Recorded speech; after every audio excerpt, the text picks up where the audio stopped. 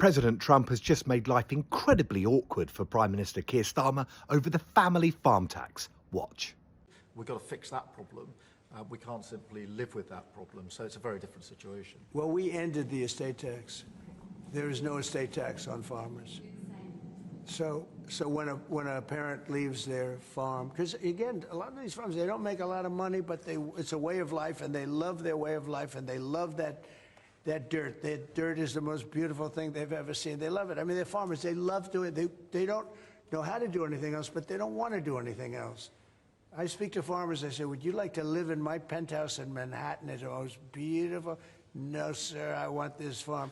And what happens is, I mean, we were losing a lot of people to suicide. They'd borrow money to pay the estate tax, and they were not able to pay it. And some banks are ruthless. They wouldn't do anything, and they would end up committing suicide.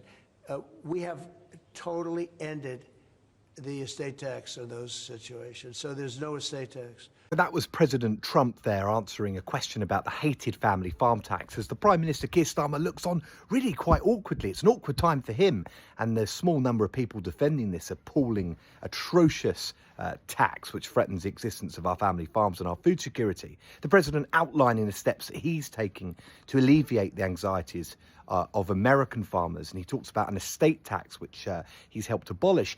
And the estate tax is not wildly dissimilar to the family farm tax that's coming in April 2026. Here, at least as a concept, the anxiety and pain it causes to American farmers is exactly what is happening to our farmers here in the United Kingdom.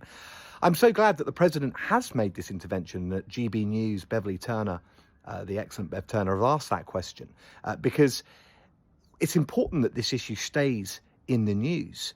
The devastation it's causing is in the countryside is out of control. The President there talking about the mental health impact that those sorts of policies are having on US farmers. Well, I hope that Keir Starmer takes note of what the President's experiences are, because we really need to ditch the family farm tax as it is, and we need the government to actually engage with farmers. Keir Starmer and Rachel Reeves still haven't engaged with the National Farmers Union in any meaningful way, certainly not Rachel Reeves. And it's so important that they do. We've got to get the countryside moving again, and we've got to support our farmers. So let's hope that this goes at least some way in getting the government to rethink this disastrous tax.